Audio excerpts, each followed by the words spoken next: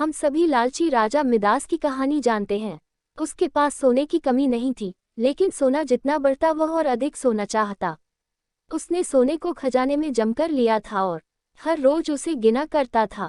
एक दिन जब वह सोना गिन रहा था तो एक अजनबी कहीं से आया और बोला, तुम मुझसे ऐसा कोई वरदान मांग सकते हो जो तुम्हें दुनिया में सबसे ज्यादा खुशी दे। राजा खुश हुआ और उसने कहा, मैं चाहता हूँ कि जिस चीज को छुआ वह सोना बन जाए। अजनबी ने राजा से पूछा, क्या तुम सचमुच यही चाहते हो? राजा ने कहा, हाँ। तो अजनबी बोला, कल सूरज की पहली किरण के साथ ही तुम्हें किसी चीज को छूकर सोना बना देने की ताकत मिल जाएगी। राजा ने सोचा कि वह सपना देख होगा, यह सच नहीं हो सकता।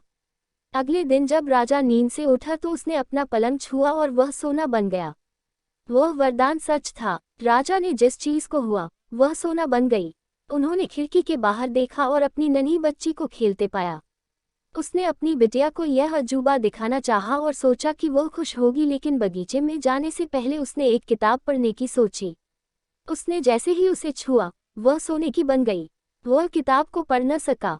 फिर वह नाश्ता करने बैठा। जैसे ही उसने फलों और पानी के गिलास को छुआ वे भी सोने के बन गए। उसकी भूख बढ़ने लगी और वह खुद से बोला, मैं सोने को खा और पी नहीं सकता। ठीक उसी समय उसकी बेटी दौड़ती हुई वहां आई और उसने उसे बाहों में भर लिया। वह सोने की मूर्ति बन गई। जब राजा के चेहरे से खुशी गायब हो गई, राजा सर पकड़कर रोने लगा। वह वरदान देने वाली अजनबी फिर आया और उसने राजा से पूछा कि क्या वह हर चीज को सोना बना देने की अपनी ताकत से खुश है। राजा ने बताया कि वह दुनिया के सबसे दुखी इंसान है। राजा ने उसे सारी बात बताई। अजनबी ने पूछा, अब तुम क्या पसंद करोगे, अपना भोजन और प्यारी बिटिया या सोने के ढेर और बिटिया की सोने की मूर्ति?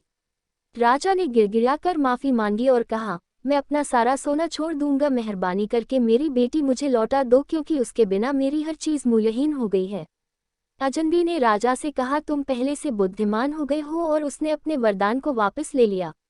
राजा को अपनी बेटी वापस फिर से मिल गई और उसे एक ऐसी सीख मिली जिसे वह जिंदगी भर नहीं भुला सका।